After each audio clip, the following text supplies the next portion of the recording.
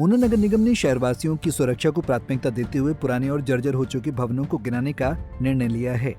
हाल ही में ऊना शहर के वार्ड नंबर 6 में भारी बारिश के चलते जर्जर भवन के गिरने की घटना ने नगर निगम प्रशासन को सचेत कर दिया। इस दुर्घटना में जहां एक स्कूटी बुरी तरह क्षतिग्रस्त हो गई, वहीं उसका मालिक संयोगवश सुरक्षित बच गया। इस घटना के बाद नगर निगम ने तत्परता दिखाते हुए जिला प्रशासन से डिजास्टर मैनेजमेंट एक्ट के अंतर्गत कार्रवाई करवाकर उक्त भवन सहित करीब 1 दर्जन अन्य भवनों को अनसेफ घोषित करवाया है।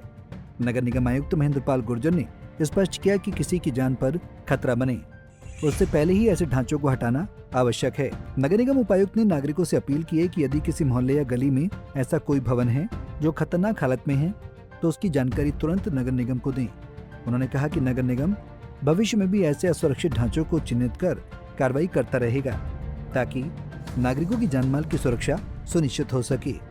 जर्जर हो चुके भवनों को गिराए जाने से उनके आसपास रहने वाले शहरवासियों को भी जैसे कि आपको पता है कि 2 दिन पहले भारी बरसात में जो वार्ड नंबर 6 में जो मंगलादा घर लोकेटेड है म्युनिसिपल कॉर्पोरेशन ऊना के अंतर्गत, वो गिर गया था और आप पड़ोसियों को जो है नुकसान भी उठाना पड़ा था।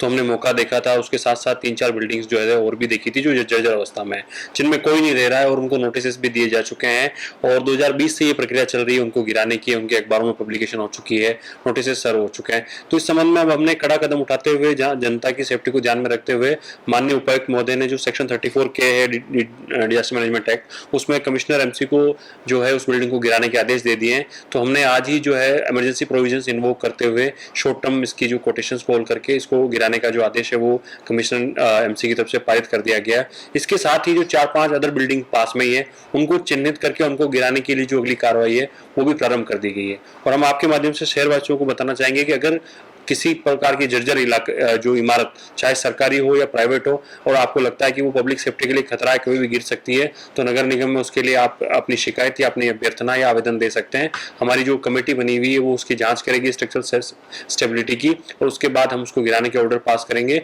और उन बिल्डिंगों को गिरा दिया जाएगा। तो अगले 1 महीने हमारा यही उद्देश्य रहेगा कि जो ऐसी बिल्डिंगें शहर में जर्जर हालत में है उनको गिरा दिया जाए और उनको किसी प्रकार का स्ट्रक्चर को है गिरने से जनता को कोई नुकसान ना हो, जान माल का कोई नुकसान ना हो। मैं अभी तक जो ओरिजिनल एस्टिमेट था उसमें हमारे पास ये टोटल जो है वो कम से कम 10 से 12 घरों की जो है लिस्ट हमें प्रोवाइड हुई है जो नगर परिषद ने पूर्ववर्ती नगर परिषद में ये आए हैं। पर चूंकि हमने हमारा एरिया बढ़ चुका है तो हम उम्मीद कर रहे हैं कम से कम 20 से 30 ऐसी बिल्डिंग होगी जो मतलब जर्जर हालत में और जिनको गिराया जाना अति आवश्यक है। तो उस पर हम जो भी है विधि कार्रवाई आगे अमल में लाई जाए। इसी तरह से राहत मिलेगी।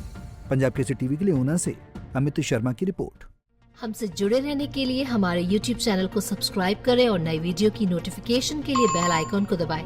अगर आप ये वीडियो Facebook पर देख रहे हैं तो लाइक जरूर करें और ज्यादा से ज्यादा शेयर करें। इसी तरह के और भी अपडेट्स के लिए फॉलो करें हमारा Instagram पेज himachal.ke।